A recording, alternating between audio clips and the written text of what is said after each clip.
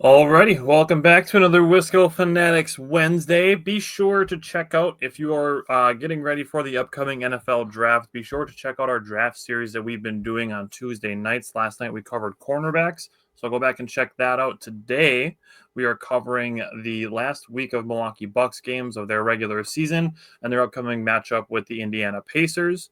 And we are covering the last week worth of Milwaukee Brewers games, which covers 8 games in the last week. We had a late Wednesday night game last week and an early Wednesday afternoon game this week. So 3 Bucks games and a preview of the playoff series with the Pacers and 8 Milwaukee Brewers games to go. So let's get into it.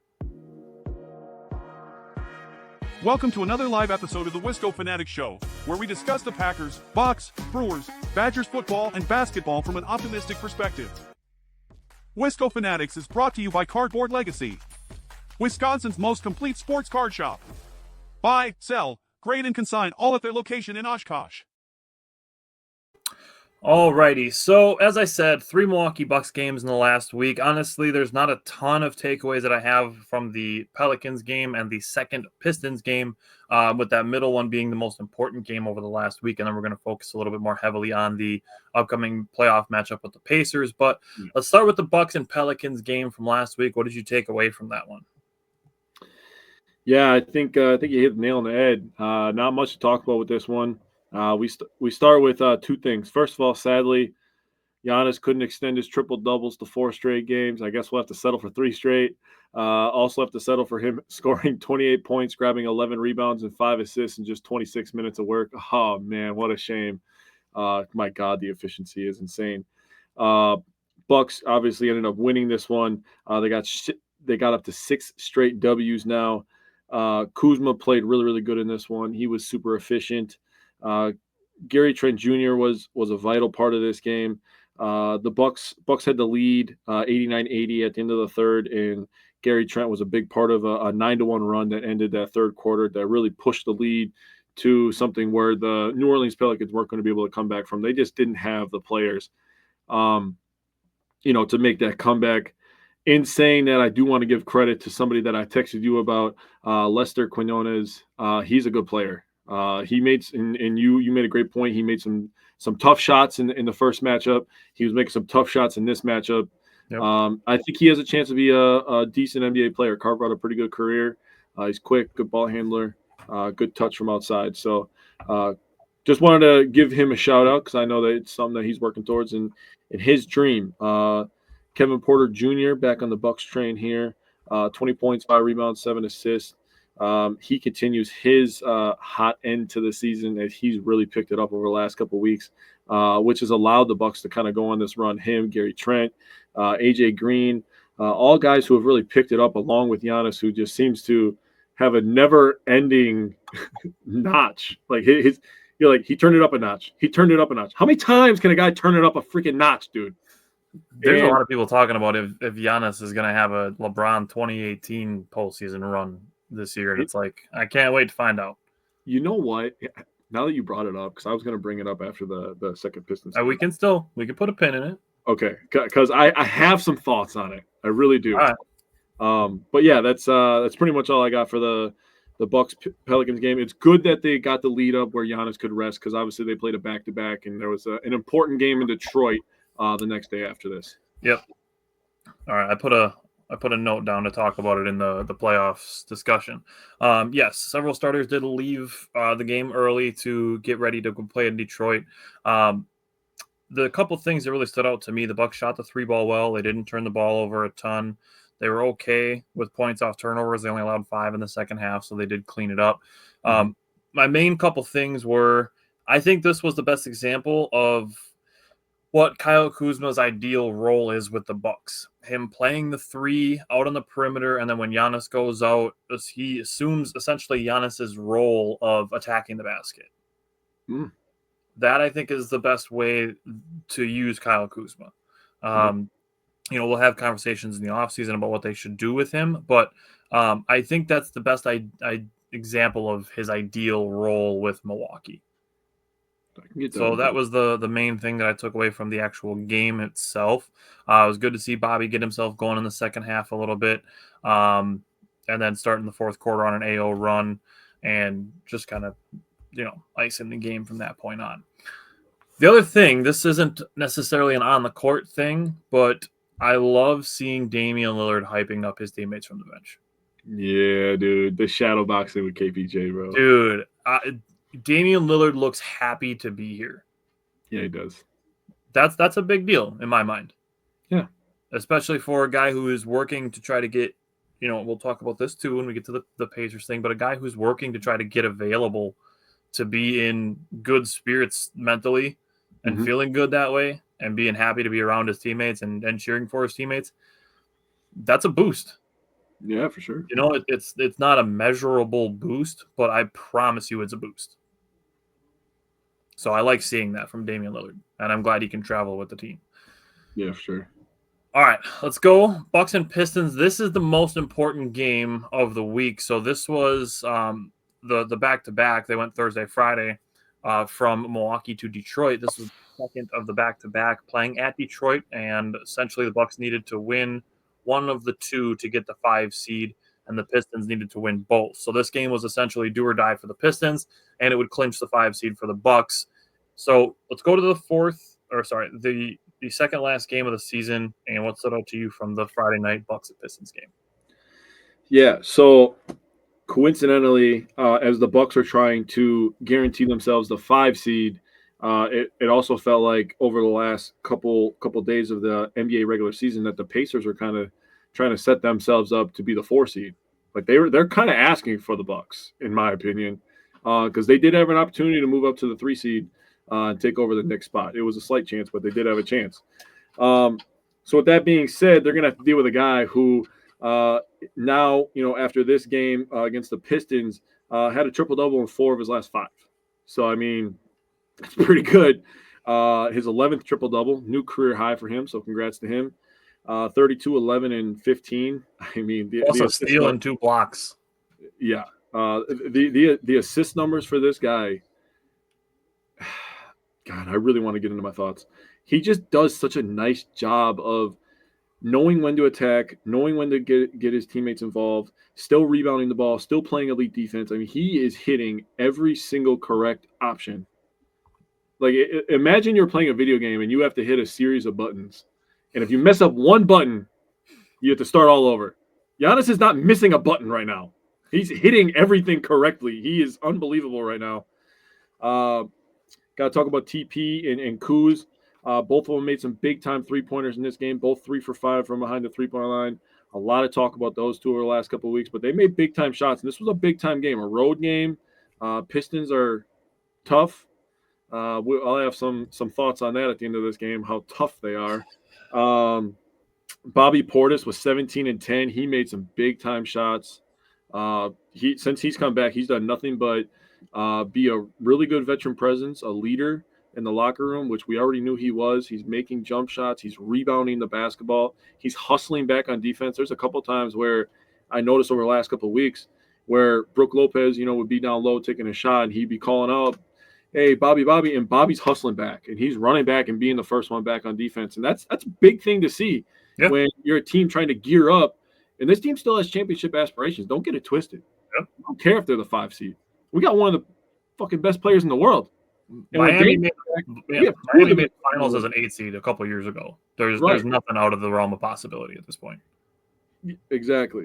So Kevin Porter Jr., big again. I know he wasn't as efficient from the field as we've seen him be, but he made timely passes. He had a really, really nice sequence with Giannis where had a couple of assists to Giannis, and one of them was a lob pass that Giannis ended up dunking backwards, and I was like, God, he just makes everything look so easy. It's incredible. I'm gonna let you go, and then I hope that we talk about Malik being in his feelings here. Yeah, we'll talk about it. Okay. AJ Green was also 3 for 5 on threes. He had a couple opportunities in the fourth quarter to hit like massive threes that would have put the Bucks up in that like 10 to 11 to 12 range. He had 2 tries, couldn't knock them down, hit the third one. It was good to see AJ Green knock down that clutch 3. His 3-point shooting towards the end of the season really, really ticked up. So that's really good to see going into the playoffs. The team as a whole, 17 of 39 on threes. That's 43.6%. That's very good. Very good to see again heading into the playoffs. Only 7 turnovers in this game. Only allowed 3 points off turnovers. That's beautiful. That is great work. That is excellent. These are all good things to be saying going into the playoffs. Now, one thing that I hope doesn't continue from the playoffs is very, very inconsistent officiating. This game, the first and the fourth quarter, nothing was getting called. Nothing was a foul. And then in the second and third quarter, everything was a foul. That's fair. So I hope that that's not the case when we get into the playoffs. It usually tends to be they let guys play a little bit more, which I like. That's kind of the way I like it to be, is make the game more about the players than the whistles. So I do appreciate that. I hope that that's the case for the playoffs. Now, you mentioned individually Kevin Porter Jr., Bobby Portis. We talked about Giannis and AJ Green, obviously. Gary Trent Jr., that dude plays hard. That dude wants to win. You can tell he's been a guy who's, just gotten to shoot basically the ultra green light for a long time. He looks like a guy who wants to win a championship. Yeah. So he's going to play a lot, obviously, in the playoffs. But seeing the fourth quarter group of Kevin Porter Jr., Gary Trent Jr., AJ Green, Giannis, and Bobby Portis, that group was extremely effective in the fourth quarter again, similarly to how they were in the Minnesota game the week before. So even if there's a starting lineup of Ryan Rollins, Taurean Prince, Kuzma, Giannis, and Brook, which it's probably going to be something like that. It might be Kevin Porter Jr. instead of Rollins, but these are probably the 4 guys that are going to be playing the most in the fourth quarter if the game's close. Yeah. So, we'll see how it goes, but I think people are getting a little bit too much invested in what the starting lineup looks like and not actually caring enough about who's playing in crunch time, because you don't have to start to be playing in the clutch. Manu Ginobili. Yeah. Dude was literally a career 6-man and one of the most clutch players of all time. Yeah. So I think those two things aren't exclusive. You don't have to be a starter to be playing at the end of the game. Agreed. And you don't have to be, your end of the game players don't have to be your starters. So you talked about Giannis. I think if the if the Pistons don't shoot almost 50% from the 3, the Bucks probably win this game by like 15. Sure. And the last thing, so we talked about this. So obviously Giannis gets the block on Malik Beasley, and Giannis hits the shimmy on him. He's joking around with him. The thing that led to this is, like, the possession before, Malik Beasley came off of a screen, and AJ Green was the one contesting the shot, and he was coming off the screen knowing he was shooting it no matter what was happening, and he shot it and he made it. He was trying to do the same thing, only this time when he turned around to shoot, it was Giannis standing there and not AJ Green. So it was basically like he already had it predetermined in his mind that he was going to shoot, and when he went up, Giannis blocked a shot and then was messing with him.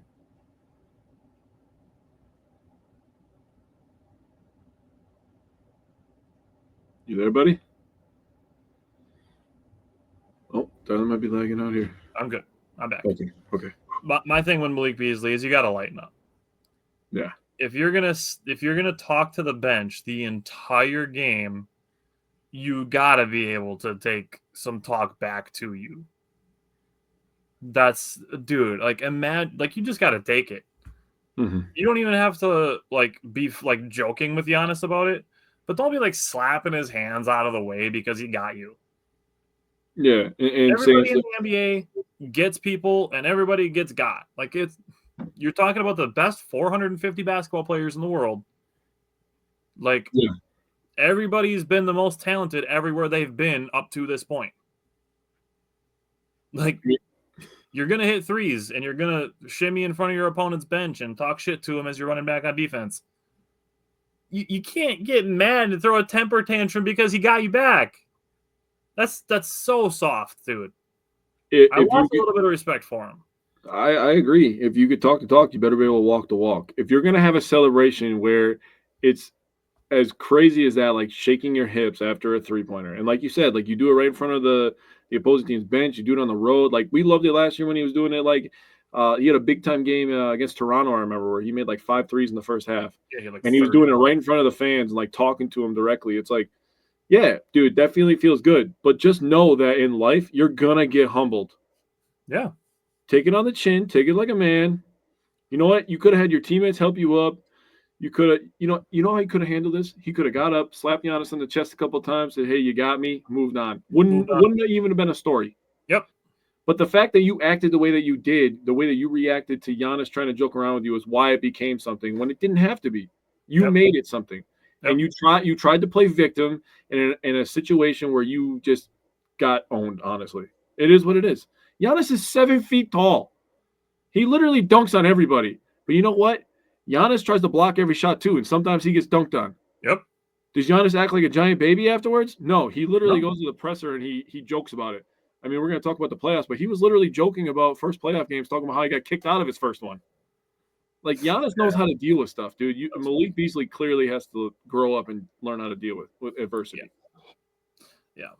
That's it's if you're going to dish it, you got to be able to take it. Agreed. All right. Let's go to the final game of the regular season, the most obvious 40-point game that we could ever see coming.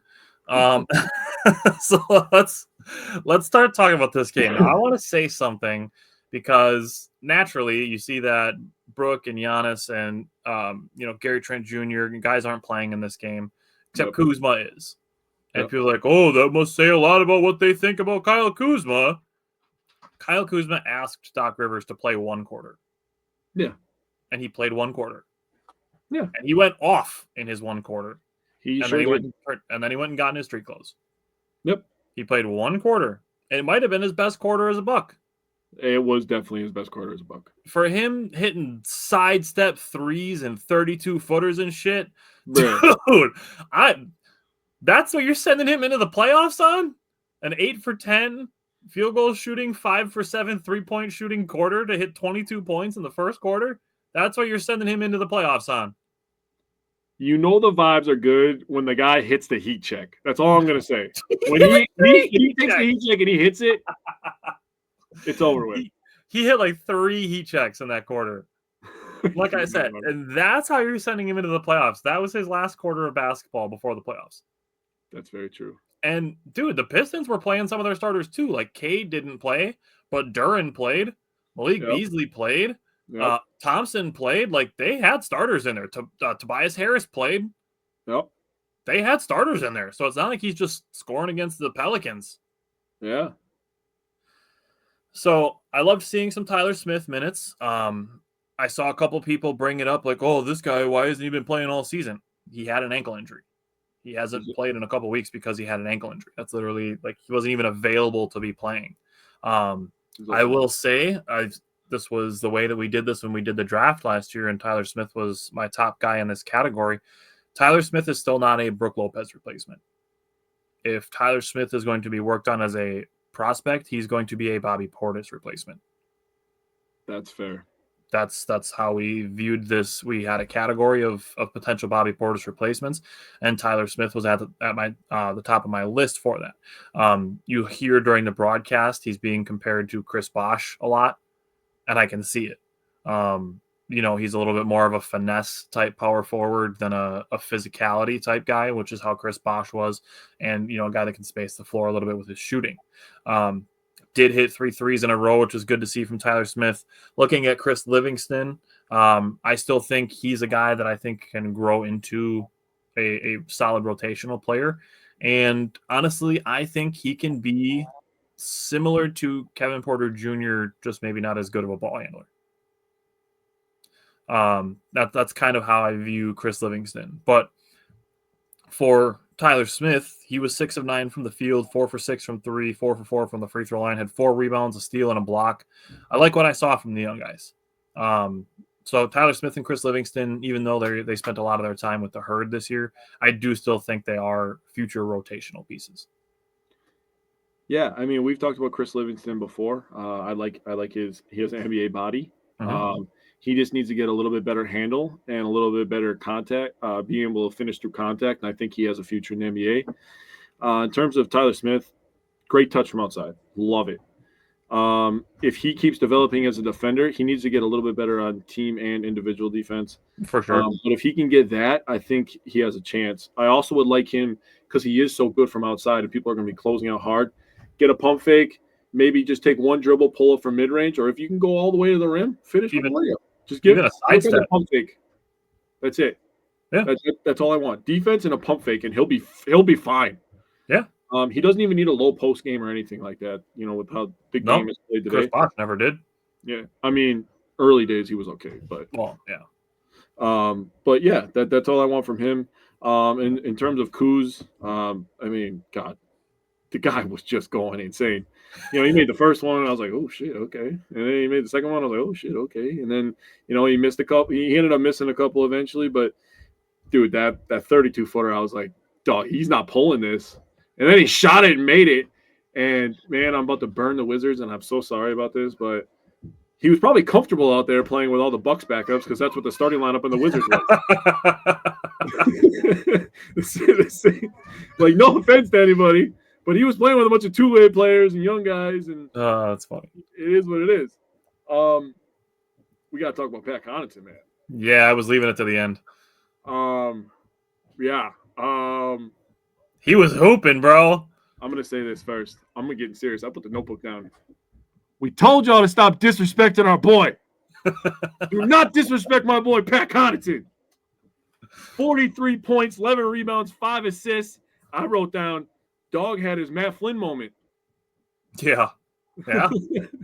I mean, his previous career high was 30 versus the Pelicans in 2022. I got that from Chat GPT. I don't know how accurate that is, but that's what Chat GPT told me. But 43, 11, and 5. I mean, that's insane. 5 3-pointers. He was everywhere, dude. He joins a short list of people that have 40, 10, and 5 in Milwaukee Bucks history. I know you have it written down. 4 people. Let them know. Let them know. It was obviously Kareem, obviously Giannis. Yep. 2 other players have done it one time. Well, obviously Chris Middleton. now, I know Chris Middleton. And Chris Middleton. Yeah. Pat Connaughton and Chris Middleton have both done it once. So, dude looked like Chris Middleton, to be honest with you. If he hit some more mid-range, I would agree. Yeah, that's fair. But I made this post. You can call Pat Connaughton trash all you want. He will dominate every single person you have ever played basketball with or against in your entire life. There's seriously, people do not understand the level of basketball that is being played in the NBA. It's insane. And again, call people trash all you want. You can hear stories on stories on stories of the 14th, 15th guys on the end of NBA benches who show up to open runs and just cook every single player in the gym on every single position. Yeah. Like, it's crazy. Josh said Pat's a dog. He absolutely is. He's always been a dirty work guy, which is what we love about certain basketball players. Like, I would put Pat Connaughton in a similar basket as like a Carter Gilmore. That's why we like those guys, because they're dirty work guys. Yeah. So that's why we like guys like Pat Connaughton. And Wes got to my next point. I'm going to hold firm. I will double/triple down that if Damian Lillard is not available to play against the Pacers, Pat Connaughton's going to see playoff minutes. Dude, we were talking about it. He was doing a good job driving. He was doing a good job driving, getting 2 feet in the paint, and causing havoc. That's what he does. And he was creating for others. Yes. Pat Connaughton could still ball. We knew that the whole time. Yeah, he could have had probably like 8 or 9 assists in this game too if guys hit some shots. Mm-hmm. And yes, he was huge in our chip run. He made some. I will never forget during the Nets series some of the clutch threes that he made, dude. Yeah. I'm still, like, we had this conversation at the trade deadline. If Pat and Bobby are still here, we're okay with it. 100%.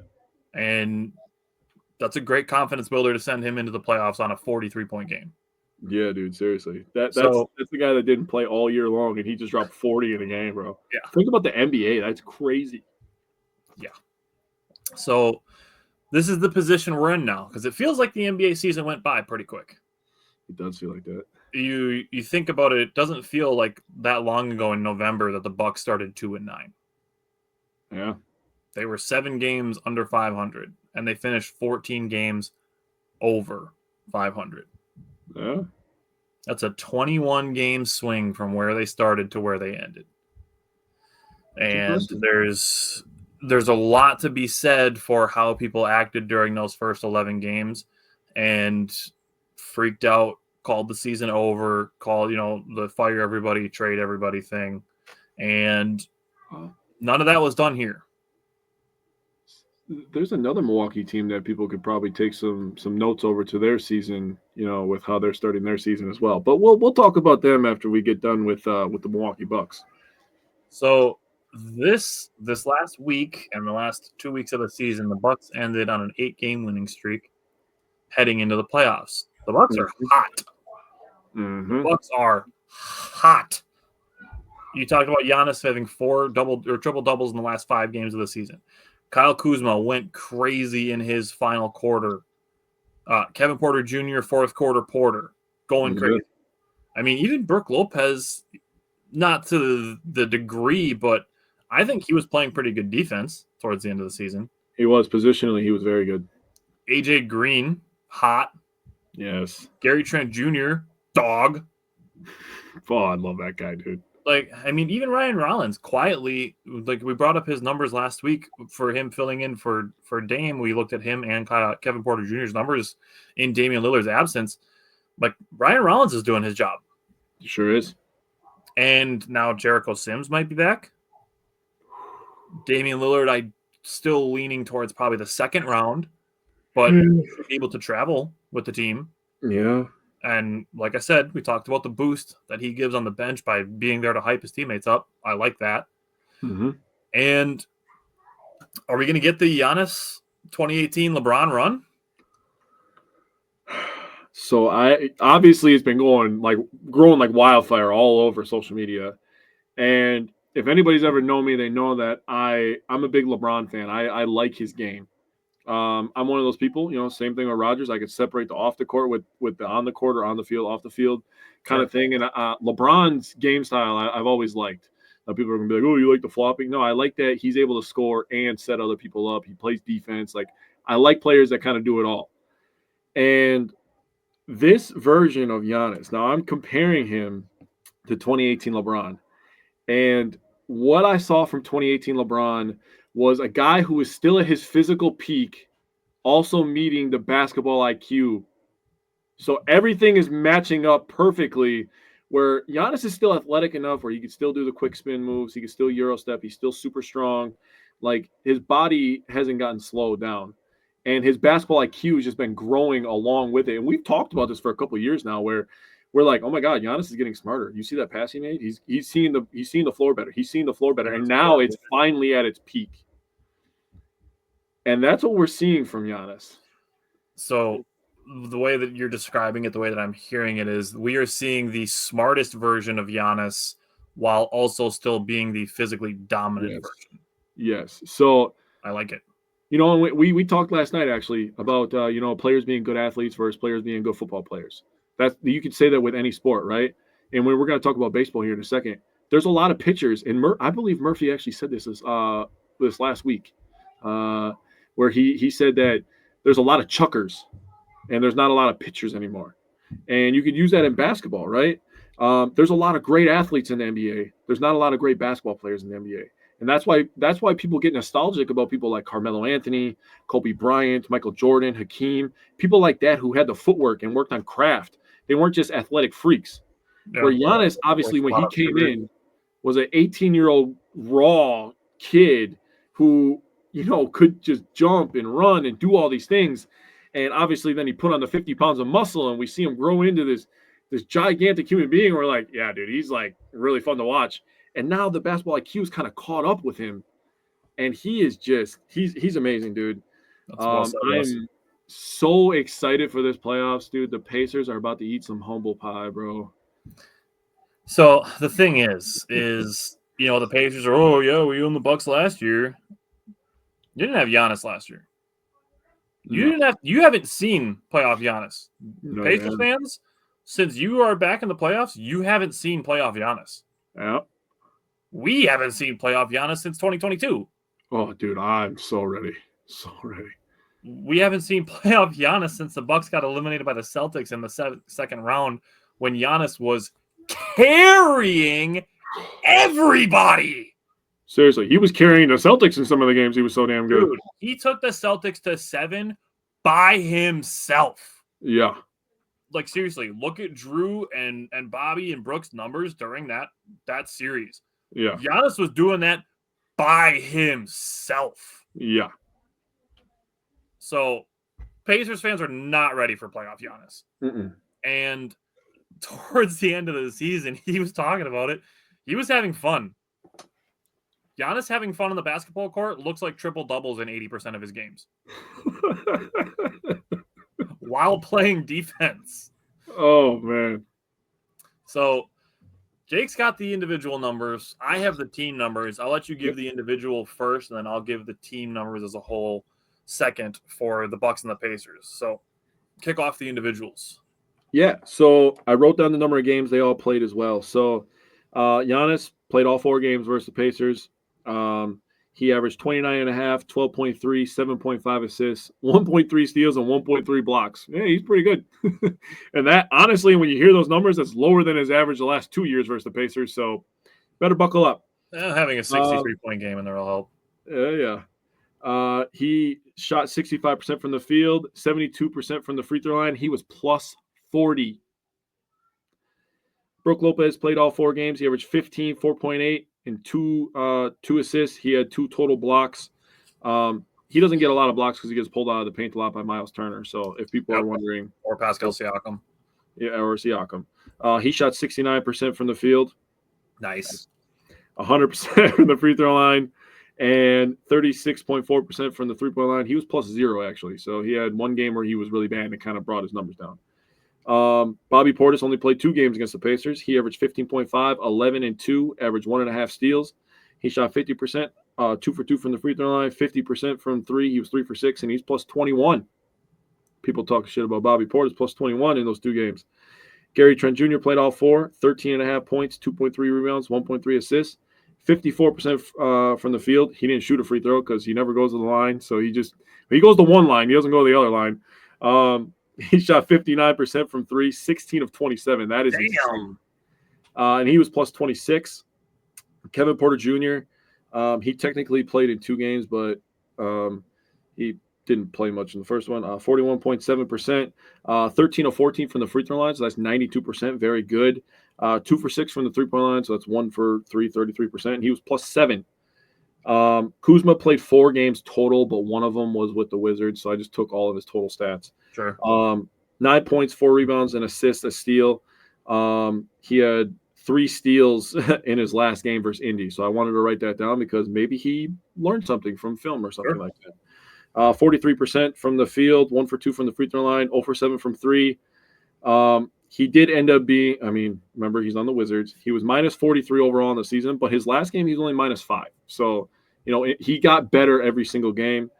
AJ Green played 4 games, 6.5, 1.8, and 2 assists.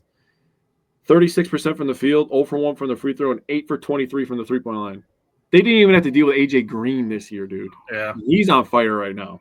So I'm taking this all away as a positive, by the way, because AJ Green could absolutely be a series flipper if he turns it on like he was the last couple of weeks. Ryan Rollins, this one's going to be real quick. He played 1 minute. He played 1 total minute versus the Pacers this year. Taurean Prince, 4 games.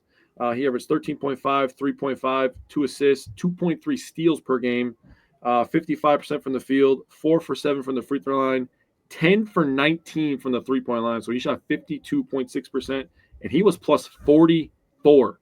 He has the highest plus minus of any Buck versus the Pacers this year. So Taurean Prince, AJ Green, those are all going to be big-time guys.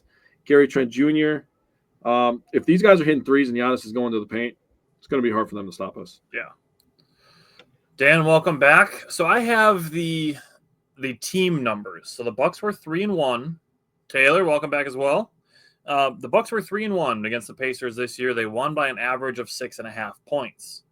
Obviously, the only one that they lost was the weird ending game with Tyrese Halliburton. Now, looking at the Bucks against the Pacers this year, they averaged 122.3 points, 46 rebounds, 30 assists, 15.5 turnovers, 8.3 steals, and 2.5 blocks. They shot 51.1% from the field, 40.8% from the three-point line, and 82% from the free throw line. Now, the Bucks allowed to the Pacers an average of 115.8 points, 41.5 rebounds, 28.8 assists, 14 turnovers, 9.8 steals, 5 blocks, 47.5% from the field, 35.3% from the three-point line, and 71.6% from the free throw line. Taylor, you're one of the A1s from the day ones. So the Bucks, more points, more rebounds, more assists, 1.5 more turnovers, 1.5 fewer steals. That's where that adds in. Fewer blocks, but higher field goal percentage, higher three-point percentage, higher free throw percentage. The Bucks head-to-head, they've had the Pacers number this year. Mm-hmm. Outside of one crazy buzzer beater, Yep. It's. I'm not to say that I'm not worried, because the Pacers are a good team, but this is not like the Pacers series to lose. This is a pretty evenly matched series, and what it comes down to, the Bucks have the best player in the series. Yeah. And that player owns your franchise. Well, also, everybody's talking about the speed of the Pacers, right? And rightfully so, because they play to their namesake. I will say that. So credit to them for that. Yeah. It's not going 7. It's not going 7. I have everybody's written talking down about what I think it's going to happen. We've talked about this how many times? It's Bucks in 5, dude. Giannis is. If you're not doing anything on noon on Saturday, you better buckle up, because I have a bold prediction about that game. I think Giannis is going for 50, bro. I can see it. I literally think he's going to come into this series. God, just changed my whole train of thought. Kevin Porter Jr., Ryan Rollins. I mean, those are two guys who were playing their first playoff games. AJ Green, he got some experience last year. I mean, dude, Giannis is going to come out and be like, all right, guys, listen, I'm Giannis. You guys shoot the ball over there. You run back on defense. I'll score the goddamn ball. Get on. I really think that he's about to go nuts. Like, it's activated now.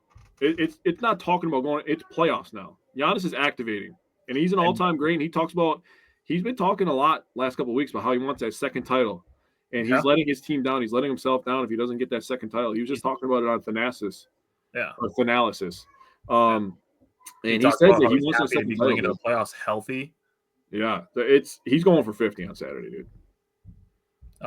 Taylor said Bucks game at noon, then night 1 of WrestleMania, so it'll be a fun Saturday. I'm glad you'll have fun. I'll be watching the Bucks, then playing my own basketball game. But I will not be playing basketball, but I'll be hoping that you go 2-0 on the day, buddy. But the thing I was going to say before I had to respond to Wes, respectfully, people are still thinking of this Bucks team as the team that played them last year and the team that played them early in the season, where they were a little bit older and they had heavier legs. We got young guys now that will get back on defense. Yeah. And we talked about it a couple of weeks ago when, the transition defense was kind of taking a dip, when Doc made comments about how it was a problem, and then they fixed it, and it became a problem again. I think they fixed it again. And if they could cut down on the stupid turnovers, if they just control the stupid turnovers and get back on defense, they're smacking the hell out of them, dude. Oh yeah, that's it. It was during the 4-game losing streak that they were talking about not being entirely mentally focused, and that's when they were having the lack of transition defense, and then they locked in. Yeah, and they won 8 in a row to end the regular season. So we talk about it so much in series-based playoff games, whether it's NBA or MLB. Getting hot going into the playoffs is an important thing. Mm-hmm. And the Bucks ended the regular season hot. So I feel good. Yeah. And we have Giannis. So I feel great. Yeah. That helps too. 34 it helps a lot. He doesn't disappoint. I'll say that much, man. He does not disappoint. Yeah. So anything else you want to say about the Bucks? We'll probably put about a little bit of content in between each of the games as the games go on, as the series goes on. We'll try to ramp up our content a little bit during the playoffs because it's more important than the regular season. But anything else you want to say on the Bucks?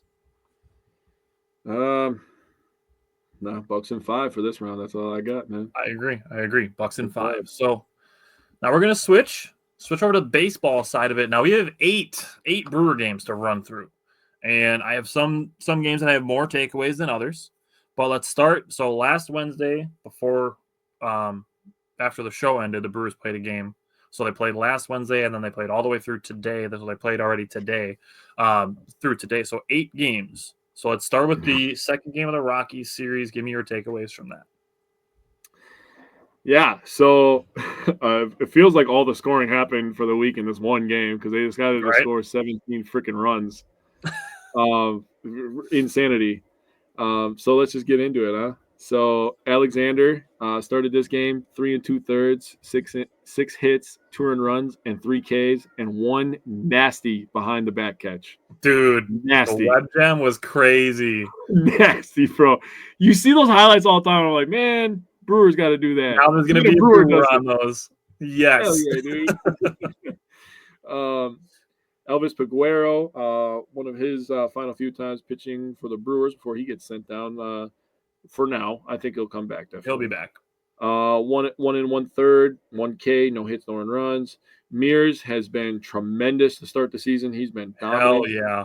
I have notes on him. I want to talk about Nick Mears Go ahead. because he's keeping his fastball on the edges and his slider at the bottom of the zone, and it drops. It just drops out of the zone. Like if you're a left-handed batter and you see Nick Mears' slider and it looks like it's going to hit the outside corner away from you on the Yeah. right-handed side of the batter's box, and then Yeah. it almost hits you in the back of the foot while you're swinging, like that's insane. And then he also paints 98 on the edges. I really like Nick Mears. The thing about Nick Mears that I noticed the most, it's a little quirky, but you ever see those pictures of like the pitchers when they're throwing and they're making like weird faces and stuff, and like when you're watching them, it doesn't look like they're throwing it that hard. Mm-hmm. Nick Mears literally looks like he's throwing it that hard every time he throws the ball. Like he puts his whole body into it. He just looks like he's throwing it hard every freaking time. But also another guy who's been tremendous to start the season is Jared Koenig. Yep. He was good in this game as well. 1 inning, 1 K, same exact stats as Mears. And then Grant Anderson ate up 2 innings for the Brewers in a game where they didn't want to use Jake Bauers again because they used him a couple times already this year. This win secured the first series win in Colorado since 2018, which is literally insane to think about. Yeah. Little bit of notes from this game. Terang extended his hitting streak to 12. The Brewers' franchise record for a hitting streak to open a season is 13 by Dickie Thorne in 1993. So close. I know. They went 8 for 14 with runners in scoring position. That is mind-boggling to think about. They had 3 home runs, one from Yelly, Chourio, and Contreras. They had RBIs from Yelly, Hoskins, Contreras, Terang, Ortiz, Mitchell, Chourio, and Dunn. I mean, that is just a laundry list of people. And Chourio, according to the Brewers, became the 4th player to have these stats that I'm about to present to you in 3 straight games. He joined Lou Gehrig, Babe Ruth, and Shohei Ohtani. 3 straight games. He had 3 home runs, 2 doubles, 6 extra base hits, 12 RBIs, and a stolen base. He is one of 4 players in baseball history to do that. He's good. To be mentioned in the same sentence as Babe Ruth, Lou Gehrig, and Shohei Ohtani, like you don't have a more elite list of players than that. Agreed. There's not a 3-player group that you could pick that's more elite than those 3. Yeah, he's insane. So you mentioned Chourio. He also extended his hitting streak to 11 in this game. He was 0-5 in the season opener. People were like, "Oh my God, is Chourio bad?" Yeah. That's why I brought up that the first 6 games of the season accounted for 4% of the entire year. Yeah. So now we are much farther into the season, but I mean, you brought up the Brewers offense and you gave all the individuals, but the Brewers offense put up 2 5-run innings and then a 7-run inning for good measure, and all 9 players had a hand in the scoring. Walks, reaching on errors, Christian Yelich hitting an absolute nuke of a home run that was called for 65, but if you look it up on Yahoo, it says 478 feet. What? Yeah. That was an absolute nuke by Christian Yelich. If that was hit in July, it would probably be a 500-footer. I mean, dog literally lost it in the forest. So, I mean, that's crazy. 110.6 miles an hour off the bat for Christian Yelich. That is a disgustingly hard hit ball. Yeah, it is. Speaking of really good sliders with Nick Mears, Grant Anderson's got a really nice slider. I'm going to talk about it again today.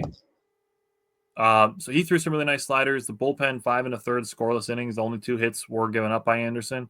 The 17 runs that the Brewers scored was the most since they scored 19 against the Pirates on July 1st, 2022.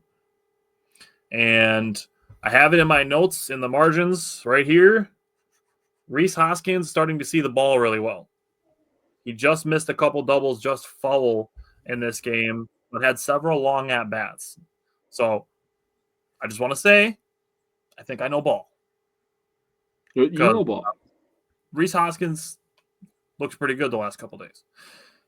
The last thing I wanted to say on the game 2 against the Rockies is Joey Ortiz was on base 5 times. He had 2 hits, 3 walks. Really good to see Joey Ortiz on base. And then going into the third game of the Rockies series, this was the one the Brewers lost, but we got to see Quinn Priester's debut. You got ahead 0-2, gave up a 1-2 solo home run, and then threw some really good four-seam fastballs, sinkers, and one really nice changeup in the first inning. In the second inning, his slider looked really good. He pitched 5 innings. The only run that he gave up was that leadoff home run. Had 72 pitches in his Brewers debut, 5 hits, 4 strikeouts, 2 walks. Pretty solid start. The arsenal is absolutely there, and I wrote down that I was looking forward to his next start, which was last night, which we'll talk about when we get there. Top of the 4th, the Brewers got the bases loaded with nobody out. Joey Ortiz had a really hard line drive. No complaints there. Oliver Dunn, we need a ball in play. I mentioned this last week with Christian Yelich and William Contreras, who struck out with guys on base. The ball just needs to be in play. I'm going to give credit to somebody else for doing exactly that. And then Eric Haas was a really tough at-bat to watch 2 94-mile-an-hour fastballs go by and then swing at 2 sliders that were breaking away from him. That was tough. That was tough to watch in the 4th inning. I've seen Jake Bauers have some similar at-bats, and it's like, don't love that. You're right. It is what it is. Jackson Chourio extended his hitting streak to 11 in the 8th inning. And in that 8th inning, the grounded into a double play with bases loaded and nobody out. Again, that's tough. And then the bottom, Payamps didn't have his best slider and ran into Brenton Doyle, who was super hot. So yeah, it is what it is. I'm not doing this again. We're not doing the DFA Payamps cut him. Like, we're not doing that. He had a 3.05 ERA last year. Yeah. Zoom out if you're worried about him. Yeah, it would be fine.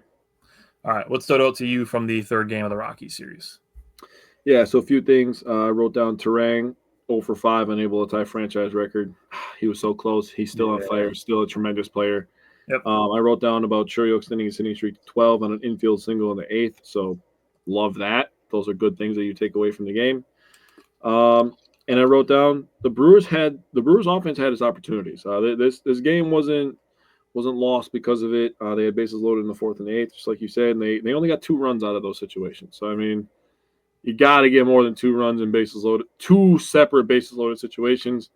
Now, I've seen a lot of people kind of being, obviously being, Debbie Downers. And talking about the Brewers they suck with bases loaded, they suck with runners in scoring position. Like, I literally saw people say that the Brewers suck with runners in scoring position a day after they went 8 for 14 with runners in scoring position. Just because they went 1 for 13 the day after, dude, doesn't mean they fucking suck. That's literally the law of averages. I don't know how many times we have to say this. It's ridiculous. But another positive thing I did take away from this is Contreras with another RBI, 3rd straight game with an RBI, so he's starting to heat up at this point. So, like you said, Priester, he looked pretty good. I think that he has a chance, dude. This guy's like not a nobody. He's a former top 100, first rounder. Like, he's been looked at as a guy, and now he has the Brewers pitching lab get their hands on him, and he's going to turn into a dude. Like, he's just going to turn out to be good. Like, there's no stopping it. You might as well just enjoy the ride. He's just going to turn out to be good. It is what it is. Yeah, I was going to have some thoughts on Payamps too, but you took care of it. We're not doing this again. Yep. Just move on. Yep. All right, so let's go to the Diamondbacks series. Brewers playing in Arizona.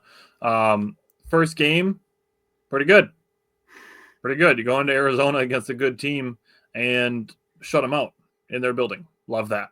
I will say this: top of the fourth inning is exactly why I hate bunting, because you're making it out on purpose with one of the fastest guys in the league on second base. So Rhys Hoskins hits a double. Sal Frelick hits a hustle double, and it's 1-0 Brewers. And Sal Frelick is standing on second base, and Joey Ortiz bunts him to third. Like, you have, like I said, one of the fastest players in the league standing on second base. Any ball that touches grass, he's going to score. Any ball that touches grass, he's going to score.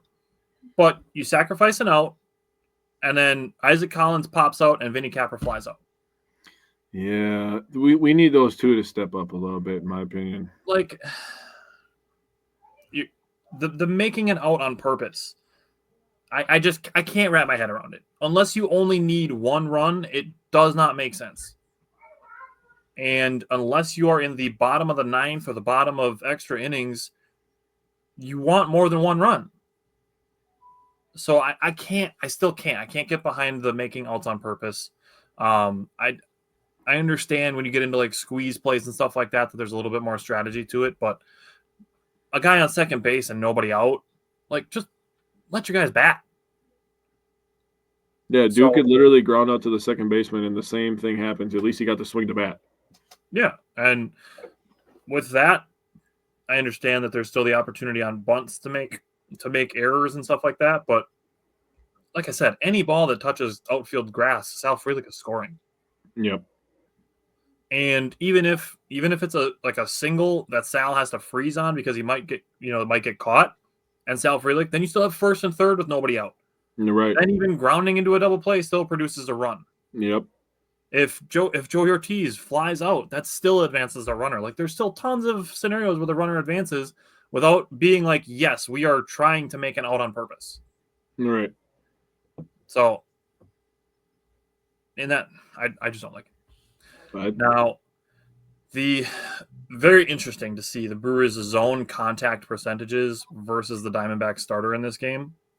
Against the changeup, it was 71%. Jeez. Against their cutter, it was 80. Four-seam fastballs, it was 90. Sinkers and sliders, it was 100.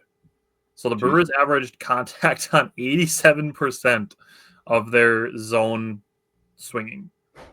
Damn. So pitches they swung at in the zone, they made contact on 87%. That's impressive. That was awesome.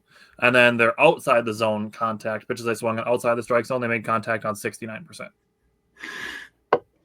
Of course, when I had water. So this game also, Jackson Chourio extended his hitting streak to 13, the longest hitting streak of his young career so far. And the other two things that we got, first of all, Trevor McGill came in well rested, throwing gas. We'll get to Trevor McGill more in the future. And then the last thing I want to end on is Jose Quintana's debut. What a debut to go 7 scoreless, 4 hits, 2 strikeouts, no walks, 2 ground into double plays, and a pickoff. He did a great job keeping his breaking stuff low in the zone. He's not going to blow hitters away with his stuff. He is all about his location and mixing his pitches, and it's good to see him doing it for us and not against us. 100%. All right, what did you take away from Brewers Diamondbacks game 1? Yeah, I'm just going to jump right on the Jose Quintana train. He joins an illustrious list of pitchers to beat all 30 teams. He's now the 24th pitcher ever on the live ball era, and he's one of 5 current pitchers to beat all 30 teams: Verlander, Scherzer, Charlie Morton, Garrett Cole, and now the newest Brewer, Jose Quintana. Well, I can't say newest anymore because there's another guy who's new, and he's pretty good, and we saw him play in Appleton last year. All 4 of the hits that he gave up were singles. I did write down about the double plays and the picked off runners. What's amazing is they were actually talking to Contreras after the game about how this was the 8th different starter in only 14 games, which is crazy. Last year, they told Contreras that last year the team tied a team record with 17 different starters. and which Contreras responded, said, "We're on our way." Yeah. And I love that quote. I think they've already had like what 8 or 9 this year now, or Yeah, 10. he was the eighth. Quintana was the eighth different starter. Sheesh. Well, you got to think Tobias Myers is coming back. Big Yeah. Lou's coming back. I was gonna say Logan Henderson's gonna make a start. Logan Henderson, he's probably going to make the start of the 20th. He's probably starting on Sunday. Yeah. So because they originally had the TBA. start listed, but now that's TBD. Yeah. I mean, they're going to get up to 11, 12, 13 again pretty easily, Before April ends. which is nuts. So I want people to realize that, and it really made me take a step back and be like, man, I don't think people are giving enough credit to Contreras for having to deal with all these different kinds of pitchers, Sure. different ages, different pitch styles, different arm angles, lefties, righties, I mean, Quintana, what is he in, like his 14th year, 15th year, something like that? 14. Yeah, and then, oh, damn, that was good. I literally didn't know. Nice. I just knew it was a long time. And he played for like 5, 6 different teams. But he's dealing with all these different guys, and he's still raking on the offensive end. So I mean, give Contreras credit. This is why people call him the best catcher in baseball, and rightfully so. He's earned that title. Yeah, that's fair. So I wanted people to understand what William Contreras is going through when people are giving him a hard time at the plate. He's dealing with a lot of shit on his own end, and he's a competitor. He shows up every single day and does his job. And he wants to catch every day. He doesn't like being the DH. He wants to catch every single day. I know. I love Willie Contreras. I hope they can get a deal done and lock him up for like 5 years or 6 years or something like that, so he can stay in Milwaukee for a while. But that's a conversation for a different day. But I wanted people to give respect to Contreras for what he's doing. I like it. All right, so Game 2 and Game 3 has some similarities in the fact that not being able to tack on insurance runs kind of came back to bite them. Yeah. And this one is obviously, the McGill and Piamps blowing the save, blowing the lead, but it did come out after the game that Trevor McGill has been having some knee discomfort, did have an MRI. He didn't use it as an excuse. He said he just couldn't find the strike zone. He was pitching for the second day in a row. So, it's one of those situations where you use him in a game where you're hoping to not need him, but you also need to get him some work. So the Brewers kind of had like an awkward thing this year. Yep. Where they've had some blowout wins, and then they've had some tough losses, sometimes right after each other. Yeah. And that's what happened in this Diamondback series. But going through the starters, Chad Patrick dealt with a fair amount of traffic, but did get 2 different types of double plays. He threw some really great changeups, did a really good job of keeping all of his pitches from the same release point, which I think is a really big deal for pitchers. It makes it harder to read what type of pitch they're throwing. It makes it harder on batters when every single pitch is coming from the same release point, from the same spot. Versus if you see a guy, his arm angle is a little bit lower, then you're like, oh, yep, now I know he's throwing a slider. Or if it's coming more over the shoulder, it's like, okay, it's fastball. That's the type of stuff that hitters pick up on. So to throw every pitch from the same release point, that's like a veteran next level type thing for your process. Yep. Chad Patrick became the first starter in franchise history to allow fewer than 3 runs across his first 3 starts. Only allowed 1 earned run in his first 3 starts as a Milwaukee Brewer. Nice. So a guy that won the AAA Triple Crown, he looks pretty good. Looks pretty good in Major League Baseball so far. And Jackson Chourio extended his hitting streak to 14 with a 448-foot, 110-mile-an-hour exit velocity home run that was absolutely crushed. And you asked me what my favorite part about it was, and it was Corbin Burns turning and watching it and just going, yep, just throwing his hands in the air. That was what did I say? What did I say right after that? I said that was also my favorite part, dude. I love that. Yeah, so those are my main takeaways from the second game of the Diamondback series. I'm not worried about McGill and Piamps; they'll be fine. Yeah, so I'm actually just gonna first of all I'm gonna say Jackson Chourio, guy's a superstar, dude. That was amazing. As soon as he swung the bat and the bat hit the ball, I was like, oh yeah. Everybody in the stadium and watching knew that was a home run. Goodbye, including Corbin Burns. I mean, Corbin Burns literally barely let go of the ball. Didn't even get a chance to do the hair thing that he usually does. He crushed it. We had them scoreless for 17 straight innings. And Murphy was asked about this after the game, and he said, "You know what? After the Brewers extended the lead from 3-0 to 4-0, so McGill didn't pitch for an entire week. Like you said, they used him in the 7-0 game. He pitched 20 pitches in that game, and when you're a closer, 20 pitches, you kind of have to start watching how many pitches you throw. So 20 pitches is quite a bit actually for a closer. So he was like, you know what, might be one where we could play it safe. He said it was unanimous across all the coaches all the bench coaches, all 7 of them. He said they were like, yep, let's put Piamps up there. It's 4-0. We could trust Piamps come in, and that's just how it goes sometimes in baseball, especially, and the Diamondbacks are not a bad team. They're a good team, especially at home. They're young, they're exciting.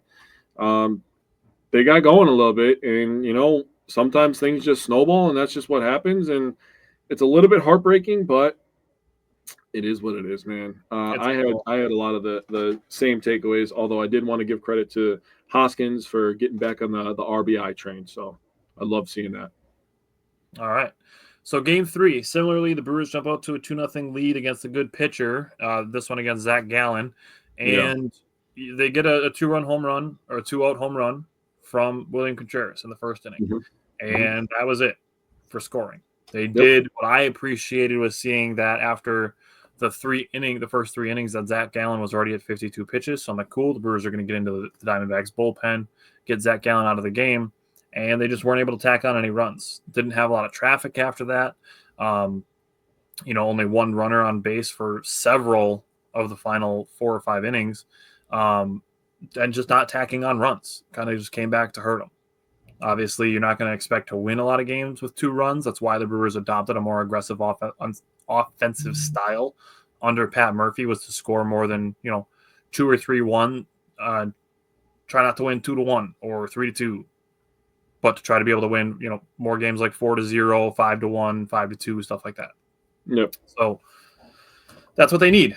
Seeing William Contreras hitting 3 home runs in the last 6 games on the road. This one was 108-mile-an-hour exit velocity, snuck it over the wall, but it was an absolute laser home run. Just a definition of a frozen rope home run.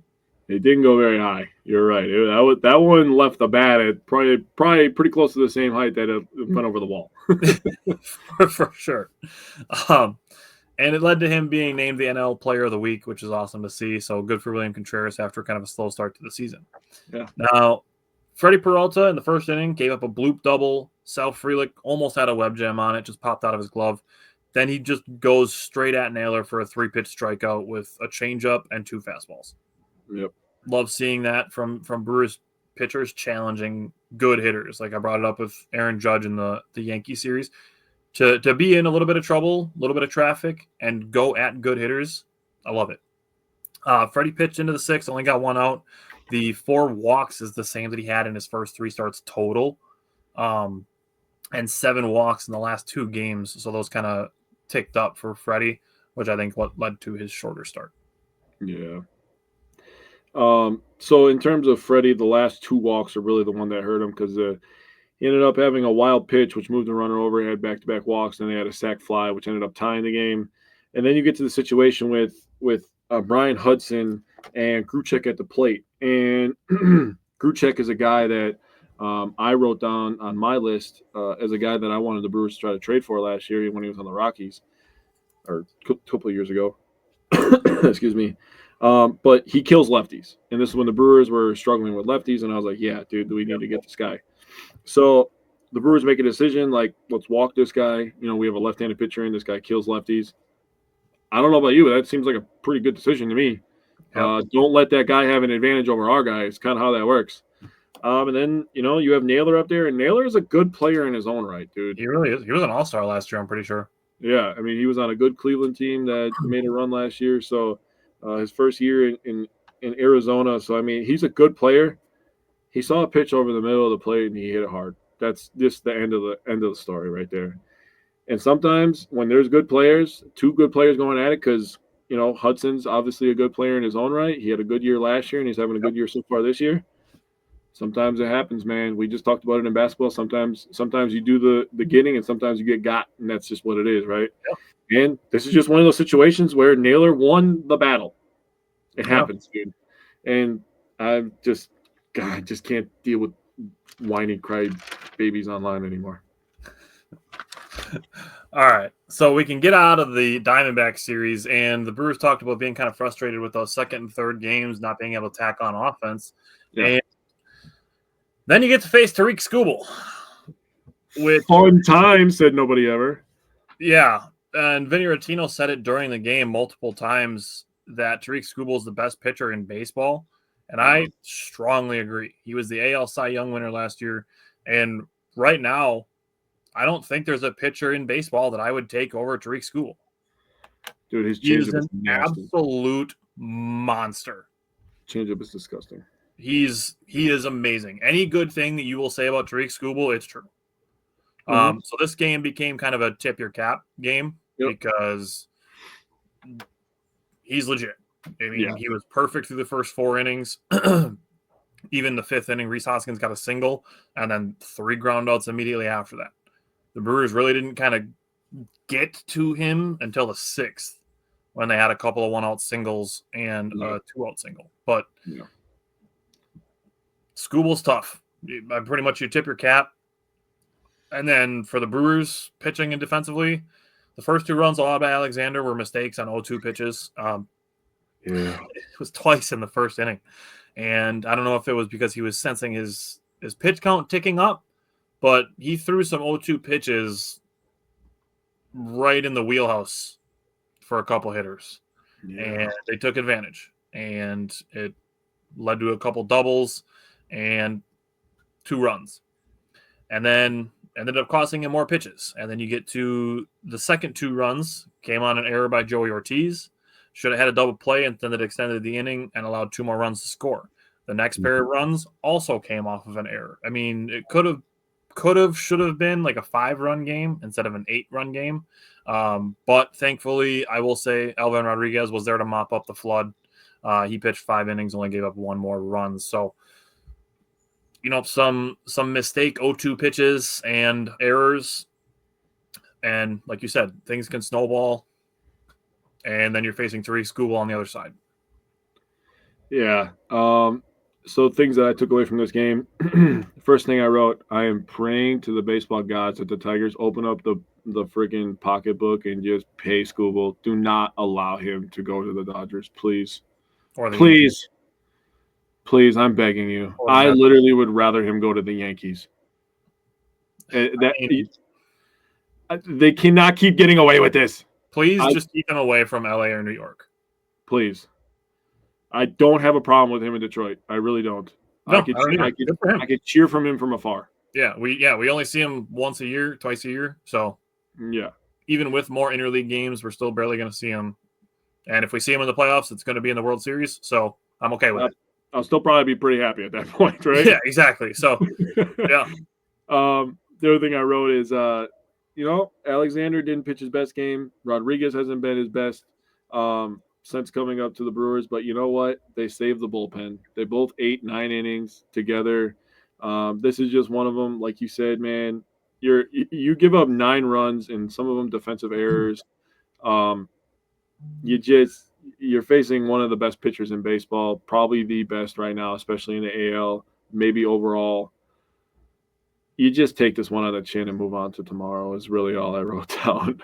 It might be a hot take, but I would take Tariq Skubal over Paul Skeens right now.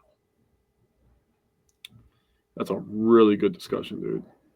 I'm not disagreeing with it. Close second, but it's got to be close. And I'm not saying I disagree, but I'm not just going to say like I 100% agree without seeing some numbers. But I mean, both of them are obviously tremendous in their own right. All right. Anything else you want to say on the first game of the series? Nah. I mean, I didn't enjoy watching a Detroit team beat up on a Wisconsin team, but besides that, this is one of those. Thankfully, they're in a different league division, so it doesn't feel like a rivalry at all. Yeah. Not like basketball and football.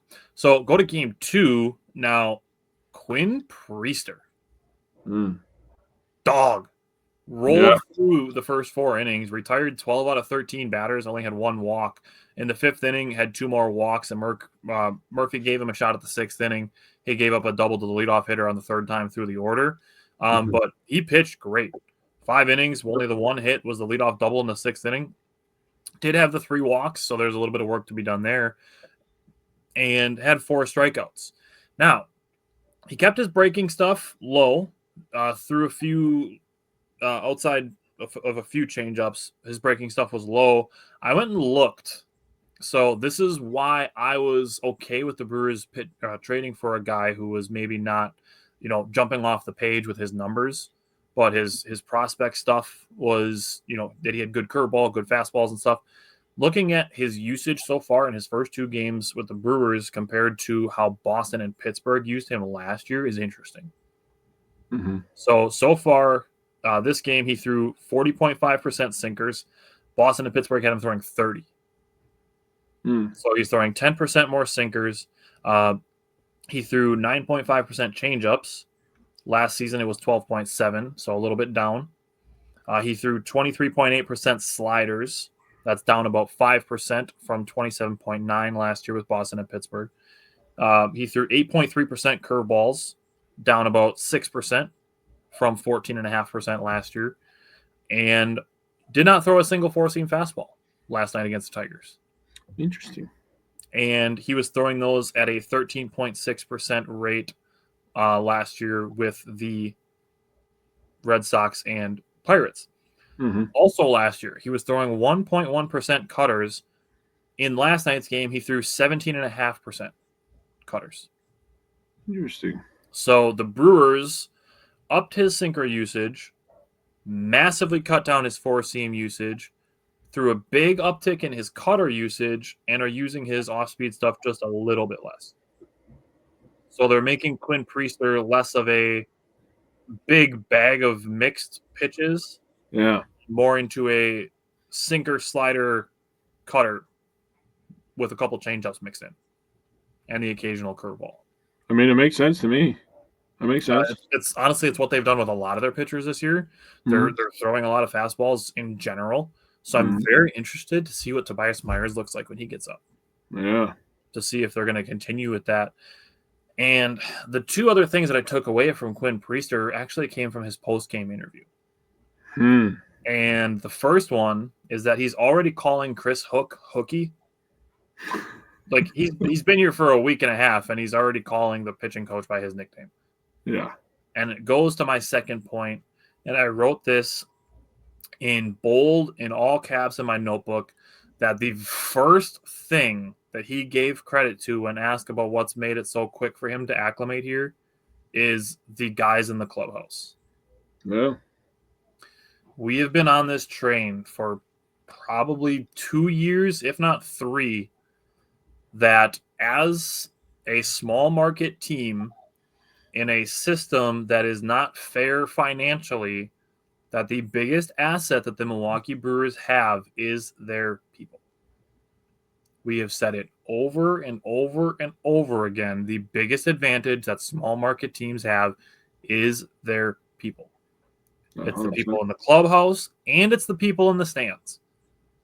You might not think it matters, but in the grand scheme of things, it does. Mm-hmm. Baseball players talk about liking the people in Milwaukee in the stadium. They talk about it. It matters. People notice. Mm-hmm. And that's why we believe in the way that we conduct ourselves, the way that we behave as Wisconsin sports fans. It's important. Yeah. If you have a choice between, playing for the Packers or playing for the Rams, you're going to willingly accept playing in the cold in January versus playing in LA. What's going to make that difference for you? Mm-hmm. People, culture, stuff like that. That stuff matters. Mm-hmm. That people are going to choose, to play in Milwaukee where it's going to be cold in April.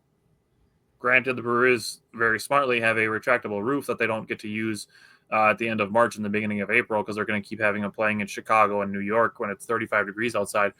But, you're choosing to play somewhere cold versus, say, playing for the Angels where it's LA and it's nice outside all the time. Mm-hmm. People matter when it comes to stuff like this. So seeing him say that in his post-game interview, the first thing that he brought up, I appreciated it. Now, after Priester, the bullpen was great. Koenig, Uribe, Mears, and Anderson combined for 4 innings pitched. No hits, no walks, 6 Ks. Just, shutting everything down. Yeah. Two things. Seventh inning, yes, the error helped, but it was good to see the Brewers string some hits together. Same with the bottom of the fourth inning. Garrett Mitchell and Joey Ortiz, two two-out hits to manufacture a run. And I want to give Garrett Mitchell credit for the second inning. Sal Frelick pulls a triple, and Garrett Mitchell, he got down, I believe, 0-2. And then still a two-strike count, hit a ball, just a lazy fly ball to left field, fly out, lazy fly out, but Sal Frelick was able to score off of it. 2 weeks ago, I brought it up with Christian Yelich and William Contreras, and just now I brought it up with Oliver Dunn. Just put the ball in play. Just put the ball in play. That's all you got to do. Mm-hmm. So I wanted to give Garrett Mitchell credit for doing that. He just put the bat on the ball, had a lazy fly out to the left fielder, and he got an RBI for it. That's a good at-bat. That's a good thing to do. Like I said, baseball, the great players fail 70% of the time. Yeah. So to be able to do it productively and to still be able to drive in a run instead of just striking out, that's good to do. I wanted to give him credit for it. So what were your takeaways from last night's game? Yeah, Priester was absolutely dominant. His first two starts with the Brewers, he pitched versus the Rockies last week. He pitched versus the Tigers last night. One run over his first two starts is phenomenal. I was setting myself up for this moment, saying that he's going to be good. So it doesn't matter what you do, the guy's going to be good. I'm really glad that you were able to lay out all the pitches and the usage and stuff. So that gives context to people who are watching the game to be like, okay, this is what I got to watch out for because I heard it from these two smart, good-looking guys on Wednesday night. That's what the pitching lab does. That's why they take guys that have good stuff, Nick Mears, and they make them look better than their numbers suggested that they were. Yeah. That's why I'm never going to doubt the pitching lab because they've done it over and over and over and over again. Yeah, they made that trade, and both of our reactions were the same. We're like, well, I guess we get to see if they can work magic again. And it looks – and so far so good. I mean, knock on wood. But so far so good, it looks like they have. They know what they're doing. Meyer is another great example. Yeah, and I can't wait for him to come back, dude. I loved him last year. He was so exciting. Yeah, and now they're doing it with Chad Patrick. He was a throw-in a trade too. Yeah. So, yeah. Anything else you wanted to say on last night yet? Just wanted to give a shout out to Logan Henderson, 12th ranked Brewers prospect. He got called up on the same day that. Speaking of nasty changeups, yeah, for real. Priester, dominated. Grant Anderson looked good again. Nick Mears looked good. Uribe continues to look really good. Now, I know people are kind of freaking out because of the ERA that the bullpen has in total, but there have been a few dudes who have looked like some monsters to start this season. So I'm not in the least worried. Brewers won this one 5-0. It was their fourth shutout of the year already. I mean, we're 9 wins, 4 shutouts. Yeah, so half our wins are literally from shutouts. And welcome back Rhys Hoskins to baseball as he hit his first home run of the year. So congrats to him. That's a great carryover into today's game because he hit another one. Dude, and, I mean, it's good to see Rhys Hoskins back-to-back with a home run. That's why I had to throw out there that I saw it during the Rockies series that he looked like he was seeing the ball better and hitting the ball hard. And just, like I said, just foul from missing a couple of potential doubles. So I'll let you go first. Give your thoughts on today's game that happened, ended about an hour before the show started. So Quintana, first of all, tremendous first 2 starts, absolutely tremendous. Could not ask for anything better. He started his Brewers career with 13 straight scoreless innings before, giving up a homer late in this game. The only run that the Tigers actually scratched out in the last 2 games of the series. The Brewers, they may have lost the first game 9-1, but they outscored them 10-1 the last 2 games. Dude, I've said this 1,000 times. Yep. I will take a 20-0 loss in one game if it means winning the series. Yeah, they literally, 100%. We've talked about this how many times? I do like run differential. I don't care about it. I would rather have more wins. Right, exactly. So this has got to be the most Brewers thing of all time. I know where you're going with this already. This has got to be the one. A guy, okay, so the torpedo bat's been around for a while. They're big news. Got to be the most Brewers thing I've ever heard of in my entire life as I'm listening to this game on the radio. Garrett Mitchell gets a triple in the second. And Okay, got this you were okay. torpedo If you bat. were listening on the radio, that means you didn't see it happen. No. Dude gets a triple, gets to third base, and starts dancing like a stripper at third base. I'm like, Garrett, settle down. Like there could be children present. Like, settle down, Garrett. He's going crazy, bro. I gotta see it now. No, I had to listen on the radio today as I was working, but then guy gets a torpedo bat. Obviously, it's like, oh, better contact. You can hit the ball harder. You can hit it farther. All this stuff. Of course, he hits a freaking bunt that drives it. I'm like, dog. No, why is this happening? I was freaking out. I was like, there's no way he just bunted his first freaking at bat with this new bat, dude. That was insane to me. I was dying laughing, dude. I was like, no. Yelly hits a home run to add to the score 2-0. Hoskins then gets in on the action later in the inning, hitting a 2-run homer, making it 4-0. Quintana is just cruising at this point, by the way. Cruising through this game. Then in the 6th inning, Torkelson, who is up to 6 home runs now, by the way, which is pretty good pace at this point, gets a home run to center field. He got pretty much all of it. And then finally, Sal Frelick gets on the board with a home run. And my opinion on the Sal Frelick, when he gets home runs, he doesn't hit cheap ones, dude. He hits the damn ball. I mean, he either chops that son of a bitch into the ground or he hits it 400 feet. There is no in between with Sal Frelick. I mean, hey, he pulls down the line. He pulls down the line. He did have a couple doubles over the last 8 games. He does pull down the line, but it sure seems like he either chops that son of a bitch into the ground or he hits it 400 feet, dude. Like there's no gray area with this guy. You're getting what you're getting. Gold glove, home run, chopper into the ground, speed, toughness. I love Sal Frelick. He is the Pat Connaughton of this team. I love this guy, dude. I mean, that's pretty much all I got on there. Quintana has been a really nice breath of fresh air. Priester as well. This Brewers team, I mean, we've talked about it how many times. You were the first one to bring it up. If they can just stay afloat through April and May, and the calendar changes to May, this shit's really going to turn up, man. The pitching staff is going to get stabilized. These guys are going to be comfortable. We're going to be about a quarter way through the season at that point, and we're going to be feeling pretty good. So you brought up Quintana. He did pitch well. Like there's no denying that he pitched well. He did have kind of a rough first inning. Mm-hmm. You know, he had a 26 pitch first inning, had multiple walks. 4 batters in a row, first 4 batters of the inning, all saw 3-2 counts. So there was a lot of work to do for him there. But did get a ground into a double play. Only threw 22 pitches for his next 2 innings, and it was good. It was good. He finished well. His 100th pitch was a 2-out reach on error. Could have been his last out of the 6th inning. So he pitched 5 2/3. Mm-hmm. Could have been 6 if Rhys Hoskins just makes a little bit better of a throw. But just the 1 earned run, 4 hits, 4 strikeouts, did have 3 walks, all in the first inning. So he did settle in nicely after kind of a rough first inning. Grant Anderson, again, threw some really nasty sliders.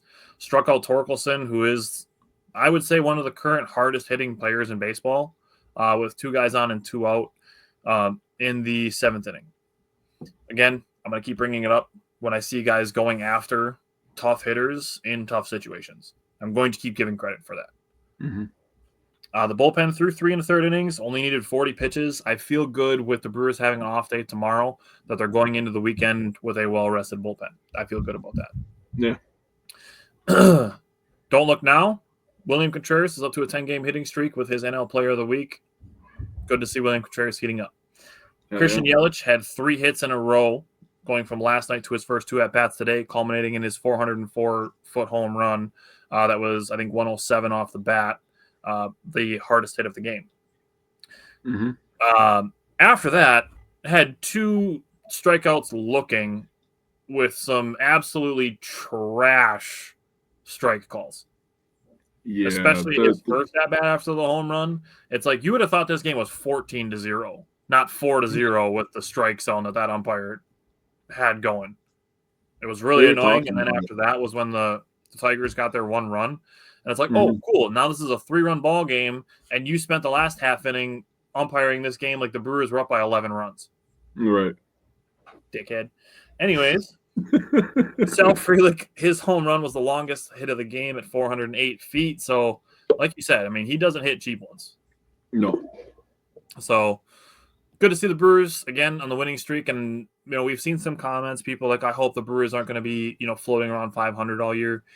They just need to get through April. If they get through April around or slightly above 500, I'm good. Mm-hmm. Because Tobias Myers is making one more rehab start in Nashville, and then he's going to be up. So, a week from now, we could be talking about the return of Tobias Myers. Yeah, he's supposed to start versus the San Francisco Giants, right? I think so, yeah. Yeah. Also, Brandon Woodruff is making a rehab appearance on Friday. Mm-hmm. Not in Nashville. Mm-hmm. He's doing it in Appleton. Mm-hmm. Which leads me to believe that that's a one-start rehab. Mm-hmm. Which the Brewers, over the next week, they have 3 games at home against the A's. Mm-hmm. Friday, Saturday, Sunday. And then they have we will have the first 2 games of the at San Francisco Giants series. Yep. So Woodruff, I think it's possible that they have him make 2 starts in Appleton. But the fact that he's going to Appleton and not Nashville for his rehab suggests that they're keeping him close. Well, if you think about it, they have 3 home games, like you said, then they play 4 on the road. Then they play 7. Yeah, they play on the road quite a bit. No, I was going to say like a 10-game road trip. Yeah, I was going to say maybe if they came back at home, it would make a lot of sense. But I don't know. That's interesting. Yeah, they play so they have 3 games at home coming up this weekend. Mm-hmm. If they are leaving Milwaukee, are they bringing Woodruff along on the road trip? Very well could. Give him some bullpen maybe in between, and then maybe see if he's ready to go after that. I can see it. We should have Myers and Woody back by the end of April, and now we have Quintana here, and Quinn Priester looks like the real deal in his first 2 starts. I agree. We're trending upwards. The Brewers had kind of a rough series in Arizona, facing some good pitching, and then they came home and won a series. So if they can win at least 2 out of 3 from the A's, who have some really good, exciting young players, good for them. Brewers can win 2 out of 3 and head on to their road trip. I'm feeling good. Yeah, I agree. Where the Brewers are at. I agree. All right. We will be back next week. We only have 5 Brewer games next week, and we will have only 2 Bucks games. I know. It's because the schedule is so dumb, dude. The NBA scheduling is the worst in professional sports. It's so bad. So bad, dude. Having like 18 back-to-backs, and then you're going to do Saturday, Tuesday, Friday. Yeah. And then Sunday at 8:30 at night. I don't understand why they have 3 games, 3 days off, 3 days off, 1 day off. It just makes no sense to me, but whatever. The NBA scheduling to me is ridiculous. It's so bad. They need to use that couple that's been making the MLB schedule for the last 30 years. I don't know. They need to get some AI in there or whatever, but just not a fan of the NBA scheduling. But like I said, we'll have 2 Bucks games, 4 or 5 Brewer games next week. So join us again. And then also join us Tuesday night. We're doing live mock drafts for the Packers because next Thursday, Friday, Saturday is the NFL draft in Green Bay. Hell yeah. So very exciting. So join us for that on Tuesday night, and then join us again here Wednesday, and we will see you next week.